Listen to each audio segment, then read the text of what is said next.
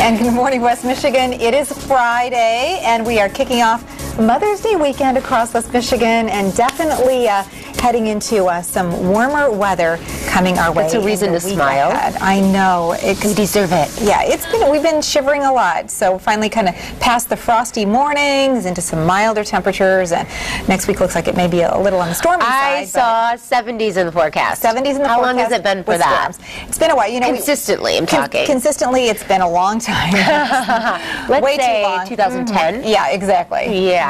Well, Terry, I just wanted to ask you, did you get the chance to watch American Idol last night? You know I was talking about it yesterday on the show. I was flipping around, and we ended up settling on, we've been watching The Voice on NBC. We've been recording very similar that. Show. Yeah, exactly. So on Wood TV, we've been recording that, and so we were watching it. I kind of figured, you got me so inspired yesterday morning. I got me kind of drawn into the drama of it all, and so I didn't even find out who ended up getting voted off, but 5 talented singers were left this week. Yes, American Idol, and I'm just going to be the spoiler in case, because I know you haven't been following it too closely this year. No, not this year. I made the call out yesterday. I think Jacob was going to be voted off. Yes, he was voted off last night. Now, what kind of music does he sing? He sounds a lot like Luther Vandross. Oh, wonderful. You know, kind of, he has this church gospel background. Okay. Really a great voice. They said this is probably one of the greatest voices they have, but maybe just, you know, not falling short in some different areas, you know, of finding the right songs for him and the right, you know, future that he might have as a recording artist, where some of them have really nailed it and been able to really key into their talent and find that niche. And so the drama continues with 4 contestants. 4 left. Yeah. The next few weeks will be really super big. It'll be really, really fun talking about that. You know, speaking of talking, I'm heading to my old high school today. You are? East Kentwood? I'm super excited. Okay. East Kentwood High School, where I graduated. I'm going back to speak to the student council. Good for you. Yeah. Were you on the student council? Yeah, I was on the student council. Okay, she was probably running that whole school when I she was 16 president. years old. Of course you were. Of course you were. So typical. I know. I know. She's got to be in charge of everything. Okay, Rachel. So, yeah, I'm going back to speak to some of the students. They invited me to come back. We've been trying to figure out a date where it was going to work, because they're ending their school year really quickly. A lot of students graduating. They're heading into summer break. As you know, a lot of families going to be really busy out there. But I'm super excited to go back and to see the school, and some of my old teachers, you know, grew up here in West Michigan, was born in Holland, then we moved to the Grand Rapids area. Hometown girl. It's just always great to go back. So have you written your speech? Do you have your words of wisdom? No, I'm not really doing a speech, since I'm kind of showing up halfway in the middle of the class, because I'm going right after the show ends.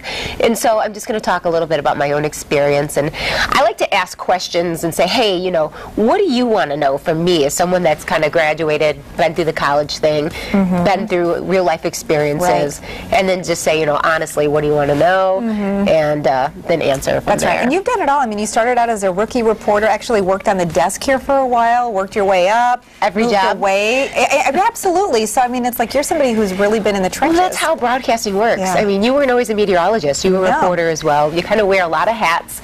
Was a photographer for a long time before even starting this. So that's always my message I want to tell people. You're not always going to do that job, your dream job, your first job, or maybe not even your second or third job. But if you stick to it eventually and you work hard, you'll definitely get where you want to go. Well, and I think it's been the dream. And it's been interesting for us. You know, I did go back to college to become a meteorologist after I worked for a couple of years, and I thought, how would I ever go back to college again to study more?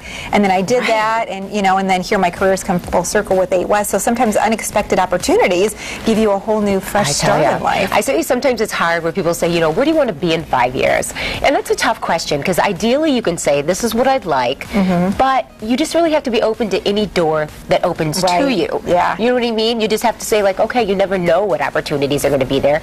Be open to them, because it could just take you somewhere that you never dreamed. That's right. Work hard, have a great attitude, be nice to everybody, and wait for those opportunities. Well, it's interesting because my daughter Jacqueline just finished her first year of college.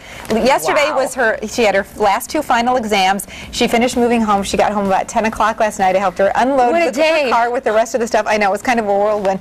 But she ran out to the car and said, Mom, I bought a present for you. And so I was thinking, okay, what can this be? You know, here I'm thinking, you know, I've been a super great mom. I've been very very supportive of her. It's Mother's Day coming up. Mother's Day coming up. Of course, I had these visions of grandeur in my mind. Well, she then went on to explain to me she had these $20 left to spend in the school snack shop before, and so she went in. I think she got herself a smoothie and probably a Starbucks, because there's a Starbucks right there on campus, and she said, I had some money left, and so I saw something in it. I thought about you. She said, I got you a bag of Whoppers. Is there significance to Whoppers? Well, I do really like Whoppers. I hardly ever buy them. I probably haven't eaten them in a very long time. So anyway, so I thought this was really awesome. Happy Mother's Day. I know, exactly. So, and Matt Kirkwood has been circling all morning, are you going to open those Whoppers? No, I'm not going to share them with you, because these are special Whoppers. He is a chocoholic. You know, if you had those in a drawer, he would sense it out. Yep. He would zero in on that drawer, and he would know. Right. And you'd never know, because he's perfectly fit and great. Because he works out all the time. Yeah.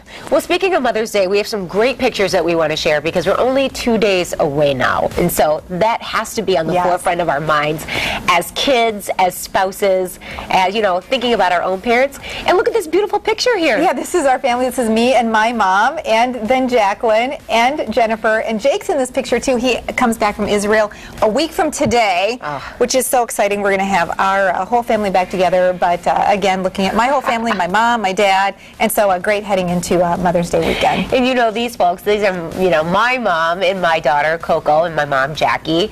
My mom plays such a huge part in my life. I see her every day, almost, and she is amazing, and she's the most well-rounded, talented woman I know, and I could go on and on. And one of the most amazing other moms that I think I have met along the way, Christine Kelso's mom, Betty Hattendorf, of course. We know and love Christine, who is the spearhead behind what we do executive producer each and every day. And her mom is an amazing woman. I felt this immediate connection immediately, and I said to Christine, your mom is someone I could really enjoy spending a lot of time around. Yeah, which is she's really quality. special, because Christine is, you know, top grade lady.